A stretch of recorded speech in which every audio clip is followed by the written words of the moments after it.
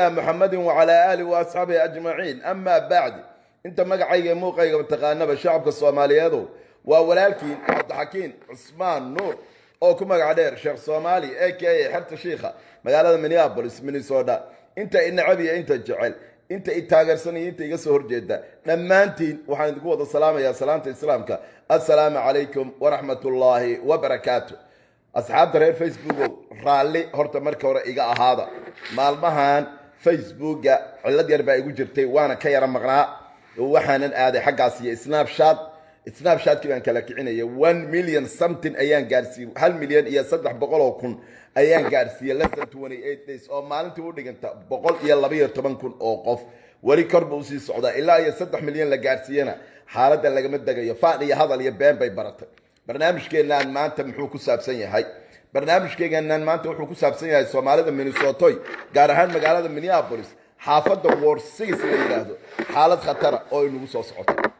anigu waa ogtihiin mar walba waxaan idin keenaa waxa markaa taagan ee community-ga ku soo socda iyo wixii la rabo in wax laga qabto shar iyo khayrna waaba idin la wadaagaaba wax aan qariyo iyo qof aan ka gabadaana ma jirto laba shay ayaan anigu ka baqaa نمبر 1 كان بقى الله أبو سبحانه وتعالى أي أرزاقي نمبر 1 وحن كبقى أو تحكي لي شرعي عن كل ولا هي أي وطن كيونايتد ستيت God bless أمريكا الحمد لله رب العالمين اللهم إني لك الحمد بالإسلام بالله أوكي صوماليا وأكتهين وأوري ولا شيء من كي هذا إسكال شار أو ذا تري وين كسينا فيسبوك إسلام شار هذا إسكال عد كاره مجرتان كلها ماي سيستر اوكي برنامج كنا maanta wuxuu ku saabsan yahay xaaladda magaalada Minneapolis iyo khatar inagu soo fool oo dadka Soomaaliyeed ayna indhabna u lahayn dagahooduna ayna wax maqlay laakiin aan sida software-ka maanta ugu shubi doono horta number 1 waxa socdo doorashooyin xasaasiya oo isuga asxaabta qaaliga xogaa allergy sometimes ugu kacama ogtay waxa socdo doorashooyin xasaasiya doorashooyinkaas oo doorashooyinkii golaha deegaanka iyo maayirka magaalada waxa lagu soo hoos daray arinta booliska iyo waxa orda booliska waynu u baahanahay boolis laan waa nolol laan nooba taabanaysa waxba yaan la idin khaldan runtii isku sheegana okay waxaan rabaa inaan ka hadlo hadaba barnaamijkan maanta waxa uu khaas u yahay golaha deegaanka ee magaalada Minneapolis gaar ahaan xaafadda xuduntii Soomaaliyeed ku aasan tahay ee Ward 6 xaafaddaas tartan baa ka socda waxa uu tartamaya niman badan qaar waa iska tuur halkaan iska waxba ma aha ninka la yiraahdo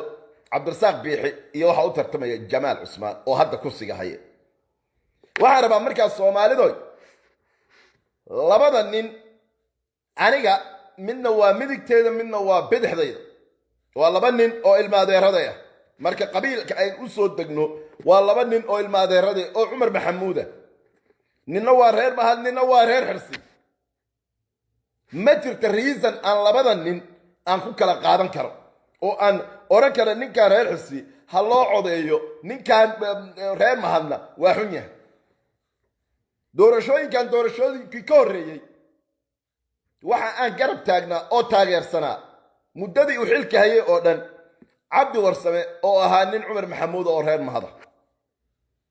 oo xitaa weerar ay ku soo qaadeen dadkii ehel ugu dhawaa markaas oo ahaa Umar Maxamuud waliba qaar badan oo reer mahad ay ku jiraan oo biixiga laftiisu uu kamid yahay reasonka aan biixi uga soo horjeedo khatarta Soomaalida ku soo socoteen aan idin sheegayo horta biixi ma aha Soomaaliye wali soo daahiray biixi ma aha wali soo daahiray Cabdirasaaq Biixi waa biixigaynu wada garanayno waa biixigii timaha bulbulka ee jilicsan lahaa waa odayga Cabdirasaaq Biixi ee xaafadaasi 20 sano iyo samtiga deganaa ma aha iimaam ma aha nin mutacalina ma aha nin ka soo baxay meel kale ninku waa ninkeen wada garanayno waa kuma Cabdirasaaq Biixi waa ninkii intuu soo istaagay sanadka Mareykanka culimadii Soomaaliyeed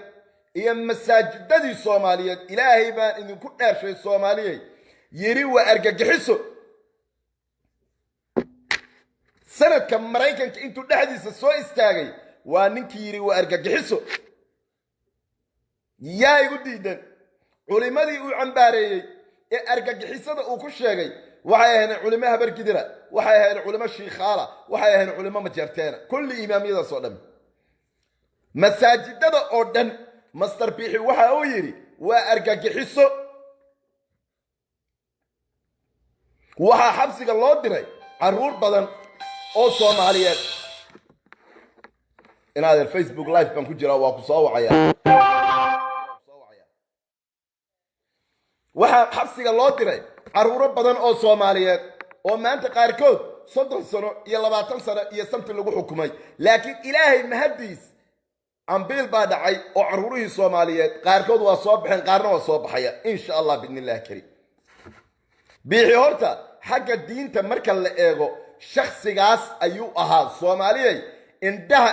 inaynu iska tuurno aynu qabyaalad iyo laadhulaka iyo reer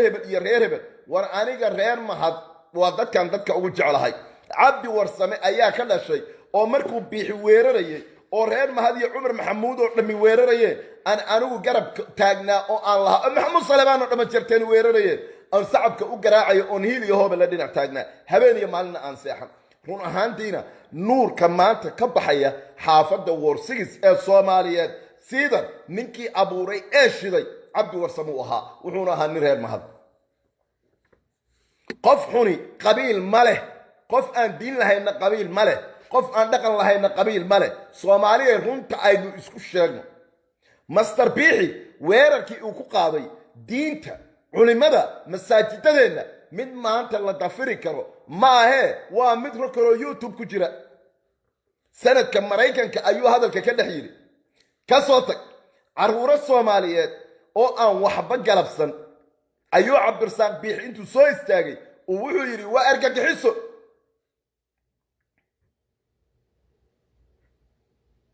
qaarkood waa xidhan yihiin, qaarkoodna waa soo baxeen, qaarkoodna haddayna soo baxayaan.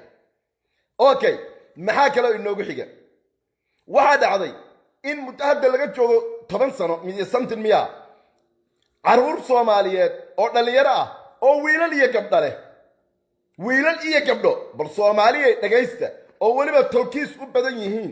oo wiilal iyo gabdho leh, oo weliba qaarkood hooyooyin yihiin, maanta Minnesota ila joogaan. Tennessee federal case loo qabsaday oo la yiri kireekaadho iyo gabdho yaryar bay gadaan. cabdirsaaq biixi waxay kala shaqeeyay qorshahaas uu ku weeraray caruurta Soomaaliyeed naagtii haysatay symbol police department. 30 qof ka badan oo caruur Soomaaliyeed oo qaarkood gabdho dhalinyaro oo hooyooyin yihiin oo aabbayaal iyo hooyooyin xitaa isqaba ayaa ciyaalkoodii laga qaaday, xabsigaa lagu riday. maanta waa wada joogaan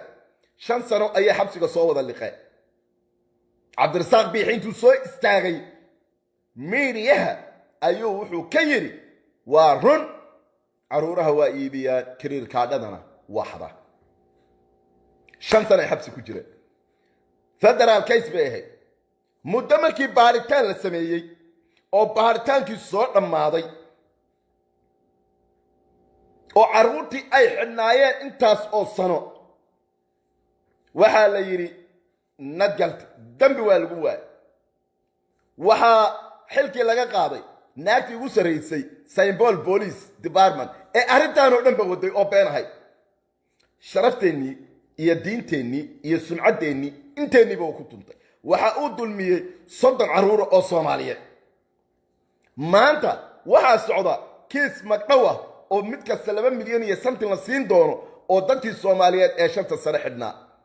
oo dhalinyarada Soomaaliyeed oo maanta magaaladan ku jiro qaarkood ganacsiyo haystaan ay ka mid yihiin. hooyooyin Soomaaliyeed baa ku jira. yaa ay dhihi kara waa been? war hadal iyo qabyaalad ayaa baratee. cabdirsaaq shakhsigii arrintaas sameeyey ayuu ahaa. waxaan idiin hayaa video markii masaajidada Minnesota Sheekh Cabdiraxmaan Cumar iyo culimadeena waaweyn Allah xafidee nan faad list la geliyay ee la yiri waa argagixiso ninkii ka dambeeyay inuu isaga ahaa. waxay maxaafadda sida Fox News isagii Cumar Jamaal ayaa waxay isku dilayeen anaa been sheegay. maalintaas goobjoog baan ahaa anoo intaan ka yar. waa idin la wadaagaya. وإذن لا وذاقيا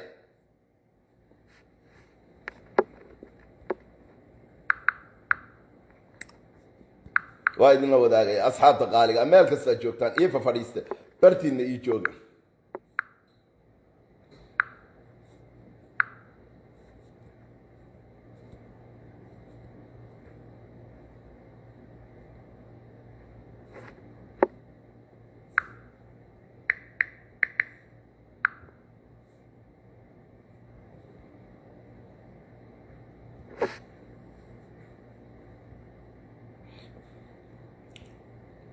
برتين إيفا بسم الله الرحمن اوكي فيديو بان آلدين لو وداقي دونا وفيديو مركي حالته كعسني يا شيخ عبد الرحمن عمر شيخنا وين الله حفظه يا علماء بدن او الصوماليات لا يري ما دو فكرتان او ايربورك laga soo celiyay oo la yiri masaajidada Soomaaliyeed oo dhami waa argagaxiso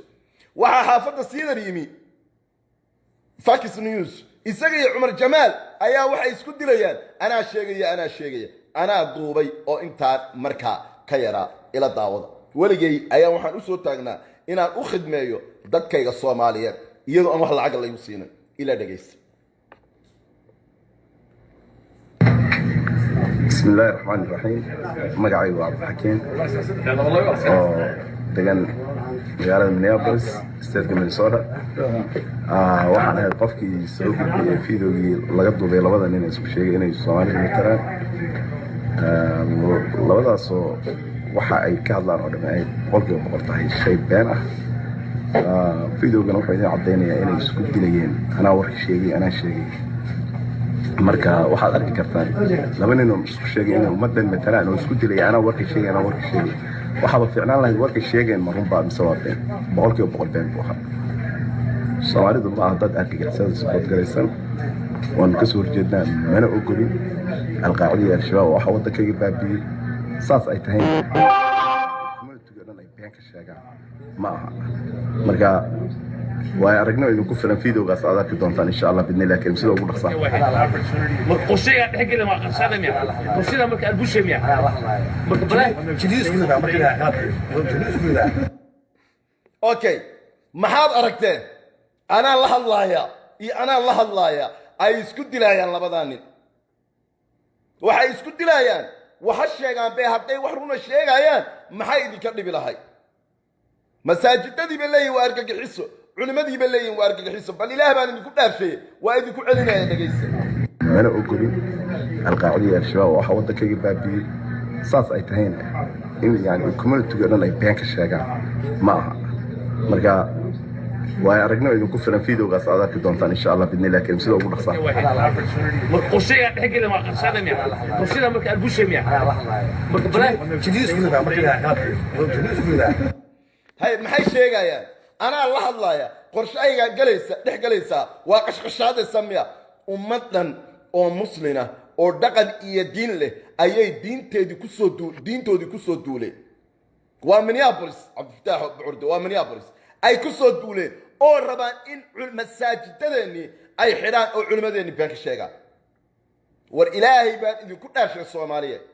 shakhsigii noocaas ahaa yaa maanta intuu kuu soo fadhiistay waxa uu yidhi waxaan doonayaa inaan u tartamo kursiga Ward 6 ee xaafadda lixaad City Council xaafadda maanta waxaa la wadaa qorshe ah in masaajidada laga adimo Cabdirasaaq Biix ma tukado Cabdirasaaq Biix waa alcoholic Cabdirasaaq Biix 9 jeer ayuu alcohol daraadeed u galay xabsiga kulli Facebook ay saarayeen marka Soomaaliyeed ma waxa rabtaan idinkoo qabiil baa idin dishooday Soomaalidu waxa la yiri ninkay ariga kala quustaan ay geela u diraan maanta qorshaha la wadaa waxa weeye Soomaalidu ninkay ariga kala quustaan ay geela u diraan qorshaha la wadaa waxa weeye in xaafadda Siidar masaajidada ku yaala Ward 6 laga adimo biixi oo aad shalay ogeydeen muxuu idinku samayn doonaa markay City Council uu noqdo muxuu oran doonaa isagoo shalay xil haynin ayuu waxaan culimadii ku sameeyay oo masaajidadii waxaan ku sameeyay war ilaahay wadaan Cabdirasaaq biixi aan dulmo oo aan been ka sheegay rabbiyow caladaad ugu dhacda muxuu samayn doonaa masaajidadu xidhi doonaa adin ma jiru oran doonaa liquor store oo hadda la yiri saacada limida loo sameeyay meelaha khamriga laga iibsado wuxuu oran doonaa ha furnaata ilaa iyo 2 o'clock ciyaalkeeni kinin baa baabi'iyey caruurteeni draaga baabisay caruurteeni khamri baa baabi'iyey wax walba waynu ka dhiman hadda liquor store meelaha stoorada khamriga laga iibsadaa limit saacado ayay leeyihiin lagu xidho laakiin biixi wuxuu samayn doonaa inuu yiraahdo ilaa iyo labada ha furnaada baararkuna ilaa iyo 4 habeenimo ha furnaada dhagihiina Soomaaliya wax maqla oo indhihiinuna waxa arkaan war odaygaan bari hore dhintay qabiilka ah war inaga daaya war wixii danteena aynu raacno war Cabdirasaaq bixi ma tukado oo ma soomo oo waa nin balwad leh oo waa nin been badan oo waa ninka aad aragteen intaas oo dhibaato war ciyaalka uu dhibaateeyay ee muddada intaas leeg xabsiga ku jiray kulli waxay u badnaayeen Maxamed Saleebaan 5 sano xidhnaa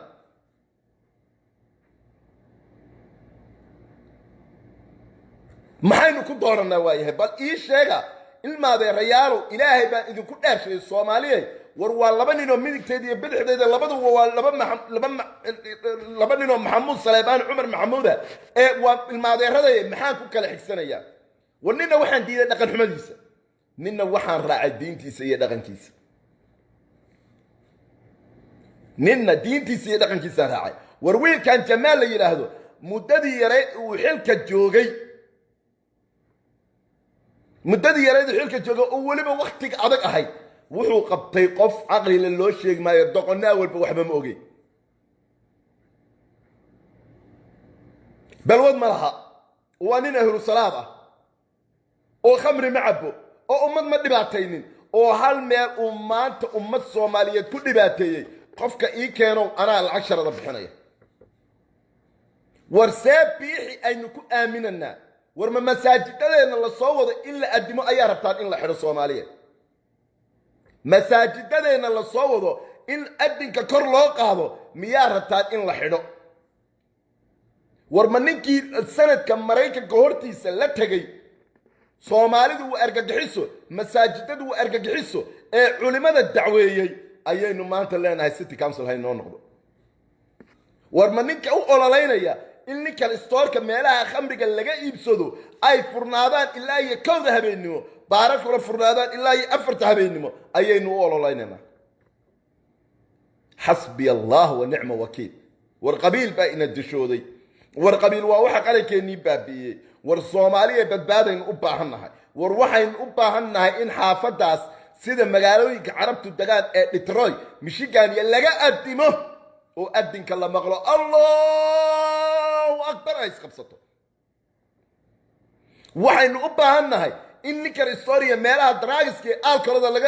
laga iibsado saacada limida loo sameeyo waxaynu u baahannahay in baararkan saacada limida loo sameeyo in dhalinyarada badbaadaan in aynu diinteena iyo dhaqankeena ku adkaysano inaynu dadka aynu la noolahay ee dhalashada ina siiye ee sharciga ina siiye wadankeena Mareykanka si fiican ula dhaqano war ilaahay baan idinku dhaarshay bal intaasoo wax ayaa maanta in hor yaalay Soomaaliyeed Sheekh Cabdirasaaq Bixi oo shalay aad ogeydeen war bal ilaahay baan idinku dhaarshay inta Facebook-ayga gala waa ka saaran inta jeer ee xabsiga loo taxaabay rekorkiisii oo dhan baa ku jira rekorkiisii oo dhan ayaa ku jira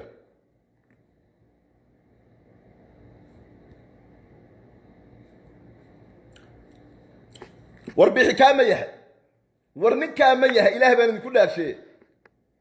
ninkaa ma yahay maxaa lagu qabtay ma wacdi buu jeedinaya markii la qabtay alcohol lagu qabtay isagoo oo alcohol cabsan ayuu gaari waday war bal ilaahay baan idinku dhaarshay rekorkan kalena eega waa how many times waa how many waa kan markii uu weeraray masaajidada markii uu weeraray waa ka war ilaahay baan idinku dhaarshay bal Facebook-ayga gala oo bal ninka rekorkiisa fiiriya DUI ayaa intaasoo jeer lagu qabtay DUI waxa weeyaan isagoo cabsan oo limitkii cabitaanka dhaafsiisan ayuu gaariga waday 7 jeer ayaa Cabdirasaaq Bixi xabsiga wadanka Mareykanka u galay gobolka kalena uu ku galay Minneapolisna waa ku galay diin iyo dhaqan iyo hadalkeeda dhaaf adduunka wuxuu ugu necab yahay adin iyo masaajid iyo culimo ilaahu haddaan been ka sheego ilaahu haddaan ina biixi waa nin in adeerkeeya aan dulmiyo rabbi ow caradaada igu dhacdaa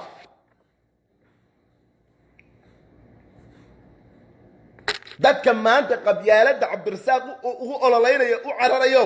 war oday guri bablehawsina deganow war islaan guri bablehawsina deganow intay lacag yar ay soo siiso dhaasa waa ina hebel hebel war ilmaadeerayaalo kulligeen ilmaadeer baan nahay soomaali oo dhammi waa ehel nuurka maanta magaalada ka baxaya warsigis ka baxaya xaafadda wadooyinka tale xafayo lagu qoray waxaa soo dhiciyay cabdi warsame oo ahaa city council nin reer mahad ahaa oon weligay taageersanaa waxaana ku taageeray qabiilkumaan taageerin waxaan ku taageeray akhlaaqiyan iyo diin ilmaadeerayaalo barnaamijkaani yaana igu dheeraani waa ka baxaya ilmaadeerayaalo badbaadaynu u baahanna oo xaafaddaas warsigiis badbaaday u baahan tahay oo ninkaan odaygaani xanaanu u baahan yahay war annagu ma rabno dadkayagu ma rabaan likar store furnaado wakhtigaas waxaanu rabnaa meel laga addimo in likar store la xidho runna run beenna been ma been baynu isku sheegnaa annagu ma baahnin manager likar store waxaanu u baahannahay city council dhibaatada dadkayaga u gudbiya warsigiis u gudbiya city of minneapolis oo codka annagu aanu dhiibanno qaata kaasaan u baahanna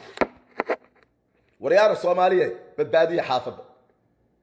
badbaadiya oo ina biixi wallaahi oo bilaahi oo tallaahi waa laga guurayaa masaajido badanna wallaahi waa la xidhayaa oo bilaahi oo tallaahi waa la xidhayaa waxba yaanu hadda idinku soo gelin isagoo wayse aan qabin masaajidada oonu salaad idinku dhinac qabsanin dadka taageera haddaba biixi dadka taageera haddaba biixi ee yidhahda biixi baan indooras gareey wallaahi oo bilaahi oo tallaahi balwad bay leeyihiin kulligood khamri bay cabbaan xashiish bay cabbaan anaa idin dhahay waana dad ku raaxaysta balwadda waa faasiqiin ilaahay ka go'ay mana soomaan mana salaadaan masaajidna ma galaan because qof soomaaliyeed oo damiirkiisu nool yahay oo soomaalinimadiisu noolsahay oo islaamnimadiisu noosho ashhadu an laa ilaaha ila allah wa ashhadu anna maxamedan rasuulullah oo ku dhaqmaya wallahi usan biixi u taageerayn seebaan u taageeraa nin masaajidka goobtii aan ku cibaadaysanayay yiri waa argagixiso soomaaliya fadhiga aynu ka kacno indhahana aynu furanno qabyaaladana aynu iska dayno waa ka baxaya barnaamijka waxaan idin leeyahay guul baan inoo rajaynayaa soomaalidu ninkay ariga kala qustaan begeela u diraade ina biixi codyaynaan ku qasaarinin lacagna ha ku filaato intuu islaamaha sanad walba qabyaalada kaga soo gubtay masaajidka war ina biixiyo war adeeru gacaliyo uma baahnin in adeeru uma baahnin ninka restore manager waxaan u baahnahay qof wax leh cilmi leh oo diin yaqaano oo siriga dhibaatada dadkayga u gudbiyo waxaanu rabno xaafadda aanu degannahay aanu ka samaysano intaa ha kugu ekaato wasalaamu calaykum waraxmatullaahi wabarakaatu isnaam shaad baa inoo ballan